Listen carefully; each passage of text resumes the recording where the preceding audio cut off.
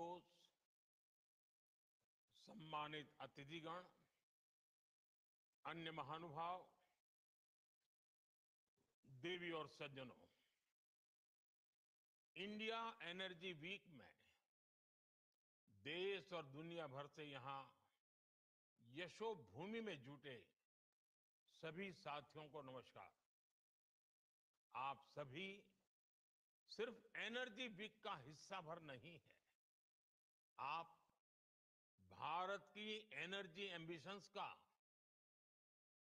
महत्वपूर्ण हिस्सा है। मैं आप सभी का अभिनंदन करता हूं। विदेश से जो मेहमान आए हैं, मैं उनका भारत में स्वागत करता हूं। साथियों, दुनिया का हर एक्सपर्ट आज कह रहा है कि 21st सेंचुरी भारत की सेंचुरी है। भारत अपनी ही नहीं, दुनिया की ग्रोथ को भी ड्राइव कर रहा है और इसमें हमारे एनर्जी सेक्टर की बहुत बड़ी भूमिका है। भारत की एनर्जी एम्बिशंस 5 पिलर्स पर खड़ी है।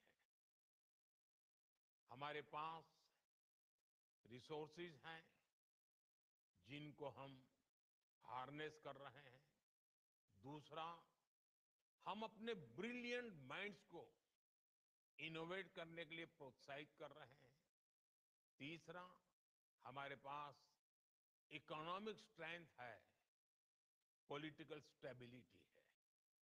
चौथा, भारत के पास स्ट्रेटेजिक ज्योग्राफी है जो एनर्जी ट्रेड को ज्यादा आकर्षक और आसान बनाती है। और पांचवा, भारत ग्लोबल सस्टेनेबिलिटी के लिए कमिटेड है। इससे भारत के एनर्जी सेक्टर में नई संभावनाएं तैयार हो रही है। साथियों, विकसित भारत के लिए अगले 2 दशक बहुत अहम है और इसमें आने वाले 5 साल में हम अनेक बड़े पड़ाव पार करने वाले हैं। हमारे बहुत सारे एनर्जी गोल्स 2030 की डेडलाइन के हिसाब से अलाइन किए गए हैं। साल 2030 तक हम 500 gigawatt renewable energy capacity add करना चाहते हैं। साल 2030 तक भारतीय रेलवे ने नेट जीरो कार्बन एमिशन का टारगेट रखा है। साल 2030 तक हम हर साल 5 million metric ton green hydrogen कर सके, ये हमारा लक्ष्य है। हमारे ये टारगेट्स काफी एम्बिशियस लग सकते हैं, लेकिन बीते 10 साल में जो भारत ने हासिल किया है, उससे ये विश्वास पैदा हुआ है कि ये टारगेट्स भी हम जरूर हासिल कर लेंगे। फ्रेंड्स, बीते 10 साल में भारत 10th लार्जेस्ट से 5th लार्जेस्ट इकोनॉमी बना है। बीते 10 वर्षों में हमने अपनी सोलर एनर्जी जनरेशन कैपेसिटी को 32 टाइम्स बढ़ाया है। आज भारत दुनिया का तीसरा सबसे बड़ा सोलर पावर जनरेटिंग नेशन है। हमारी non fossil fuel energy capacity 3 गुना बढ़ी है।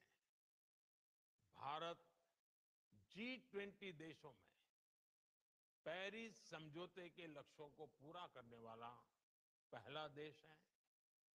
भारत कैसे अपने लक्ष्य समय से पहले प्राप्त कर रहा है, इसका एक और उदाहरण है इथेनॉल ब्लेंडिंग।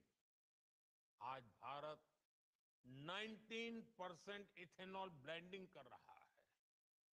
इससे फॉरेन एक्सचेंज की सेविंग हुई है और सब्सटेंशियल फार्मर रेवेन्यू जनरेट हुआ है।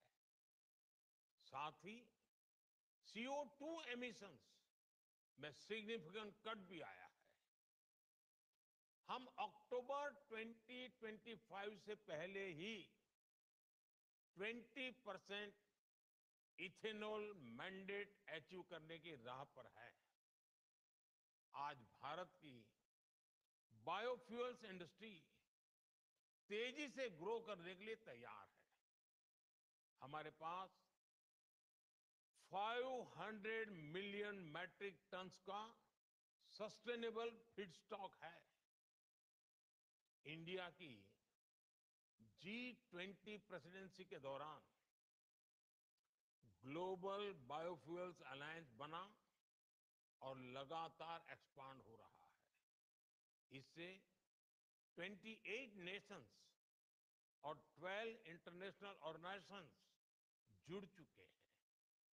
ये वेस्ट को वेल्थ में ट्रांसफॉर्म कर रहा है और सेंटर्स ऑफ एक्सीलेंस सेट कर रहा है। साथियों, भारत अपने हाइड्रोकार्बन रिसोर्सेज के पोटेंशियल को पूरी तरह से एक्सप्लोर करने के लिए निरंतर रिफॉर्म्स कर रहा है। बड़ी डिस्कवरीज और गैस इंफ्रास्ट्रक्चर के व्यापक विस्तार के कारण हमारा गैस सेक्टर एक्सपांड कर रहा है। इससे हमारे एनर्जी मिक्स में नेचुरल गैस का शेयर बढ़ा है। भारत अभी 4th लार्जेस्ट रिफाइनिंग हब है और हम अपनी कैपेसिटी 20% तक बढ़ाने में जुटे हैं। साथियों, हमारी जो सेडिमेंट्री बेसिन्स है, इसमें कई सारे हाइड्रोकार्बन रिसोर्सेज मौजूद है। इनमें से कई का पता चल चुका है और कई ऐसे हैं जिन्हें खोजा जाना बाकी है, जिनका एक्सप्लोरेशन बाकी है। इंडिया का अपस्ट्रीम सेक्टर और आकर्षक हो, इसके लिए सरकार ने open acreage licence policy OALP बनाई है। एक्सक्लूसिव इकोनॉमिक जोन को खोलना हो या सिंगल विंडो क्लियरेंस सिस्टम बनाना हो, सरकार ने इस सेक्टर को हर तरह से मदद दी है। Oil fields regulation and development act में हुए बदलाव के बाद अब स्टेक होल्डर्स को पॉलिसी स्टेबिलिटी, एक्सटेंडेड लीजेस और इंप्रूव्ड फाइनेंशियल टर्म्स की सुविधा भी मिलेगी। सरकार के इन रिफॉर्म्स के कारण समुद्री क्षेत्र में ऑयल और गैस रिसोर्सेज की खोज करने, इनका प्रोडक्शन बढ़ाने और स्ट्रेटेजिक पेट्रोलियम रिजर्व्स को मेंटेन करने का काम आसान होगा। साथियों, भारत में कई डिस्कवरीज और बढ़ते पाइपलाइन इंफ्रास्ट्रक्चर के कारण नेचुरल गैस की सप्लाई बढ़ रही है और इसी कारण आने वाले समय में नेचुरल गैस का उपयोग भी बढ़ने वाला है। इन सारे क्षेत्रों में आपके लिए निवेश की बहुत सारी संभावनाएं बन रही हैं। साथियों, आज भारत का बहुत बड़ा फोकस मेक इन इंडिया पर है, लोकल सप्लाई चेन पर है। भारत में पीवी मॉड्यूल सहित अनेक प्रकार के हार्डवेयर की मैन्युफैक्चरिंग के लिए भी बहुत संभावनाएं हैं। हम लोकल मैन्युफैक्चरिंग को सपोर्ट कर रहे हैं। 10 साल में भारत की solar PV module manufacturing capacity का विस्तार हुआ है। ये क्षमता 2 गीगावाट से बढ़कर करीब 70 गीगावाट हो गई है। पीएलआई स्कीम की वजह से ये सेक्टर और आकर्षक हो गया है। इससे high efficiency solar PV modules की मैन्युफैक्चरिंग को बढ़ावा मिला है। साथियों, बैटरीज और स्टोरेज कैपेसिटी के सेक्टर में इनोवेशन और मैन्युफैक्चरिंग दोनों के लिए बहुत अवसर हैं। भारत बहुत तेज गति से इलेक्ट्रिक मोबिलिटी की तरफ बढ़ रहा है। इतने बड़े देश की डिमांड पूरा करने के लिए बैटरीज और स्टोरेज कैपेसिटी के क्षेत्र में हमें बहुत तेजी से काम करना है। इसलिए इस वर्ष के बजट में भी हमने ग्रीन एनर्जी को सपोर्ट करने की संबंधित अनेक घोषणाएं की है।